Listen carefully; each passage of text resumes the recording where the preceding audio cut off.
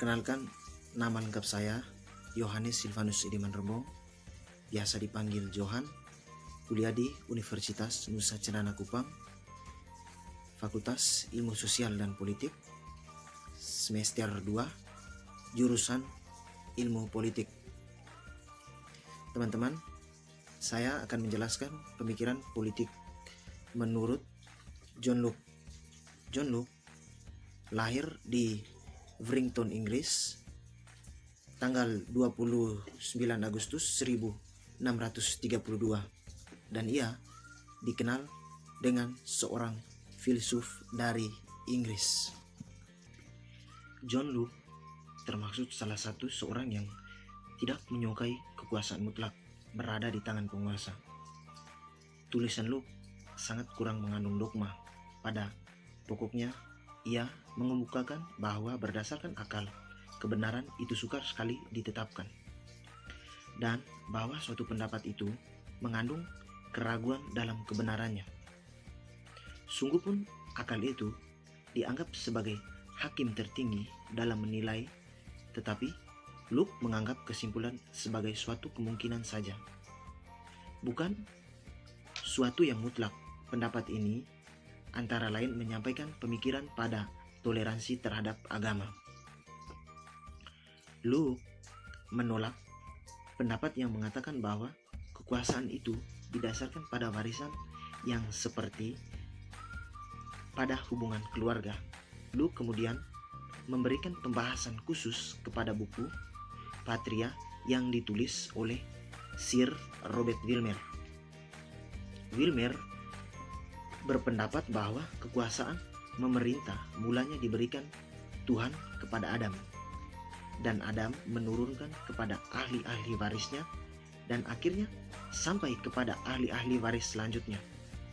Terhadap pendapat Wilmer ini, Locke mengemukakan bahwa Adam hanya mungkin mempunyai seorang putra mahkota kalau memang kekuasaan itu turun-temurun sifatnya. Tetapi siapakah putra mahkota?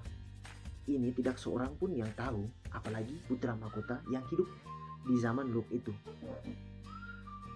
Kalau dapat diketahui bahwa ahli waris ini, Locke bertanya, apakah semua penguasa yang akan menyerahkan semua kemahkotanya masing-masing kepada putranya mahkota yang sesungguhnya itu? Locke meneruskan bahwa manusia itu lahir dengan persamaan dan kebebasan. Ia melukiskan manusia dalam keadaan alami, dan kemudian dalam keadaan bernegara setelah melalui perjanjian bersama.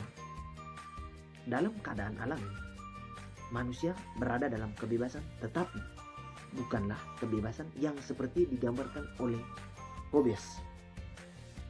Kebebasan menurut Locke bukan kebebasan sesuka hati atau lisensi, tetapi mengandung batas-batas yang ditentukan oleh hukum alam. Hukum yang memberikan ketentuan bahwa tidak seorang pun yang dibenarkan merusakkan organ lain dalam soal hidup matinya, kesehatannya, kemerdekaannya, ataupun miliknya.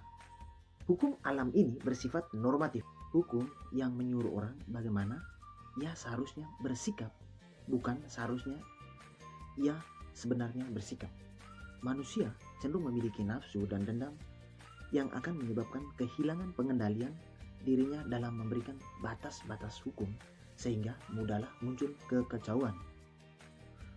Untuk mencegah hal tersebut, dibutuhkan badan tersendiri mempunyai kekuasaan politik. Menurut Locke, penguasa atau pemerintah itu bukanlah suatu pertumbuhan yang dengan sendirinya muncul dari perkembangan kodrat alam. Pembentukan masyarakat politik ini di atas kemauan dan izin mereka sendiri, bukan dengan paksaan dan kesadaran mereka yang menyuruh. Untuk melaksanakan maksud yang membentuk masyarakat politik tadi, maka buatlah undang-undang atau hukum. Badan legislatif dipilih dan dibentuk oleh masyarakat. Badan ini mempunyai kekuasaan tertinggi, tetapi masih terkait oleh ketentuan-ketentuan, antara lain bahwa tidak boleh bertindak sewenang-wenangnya terhadap hidup dan nasib orang-orang yang bersekutu harus bertindak adil dan untuk kepentingan umum. Tidak boleh menyita orang-orang tanpa persetujuan atau izin.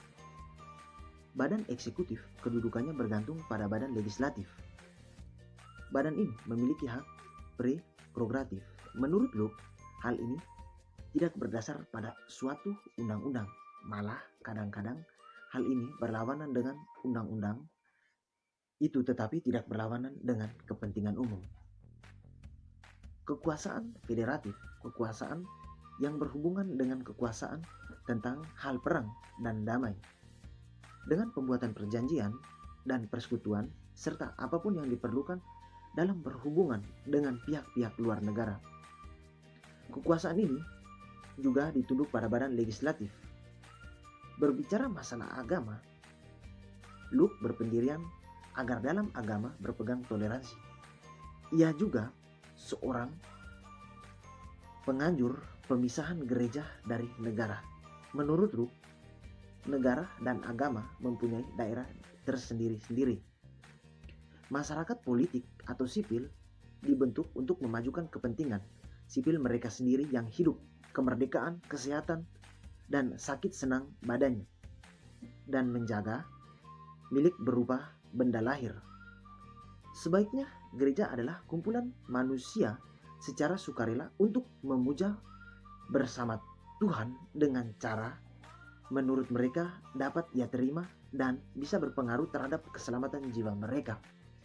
Dalam kumpulan ini, tiada satupun yang harus ataupun dapat diselesaikan yang bersangkutan dengan milik berupa benda-benda keindividuan. Di sini tidak dapat dipergunakan kekuasaan.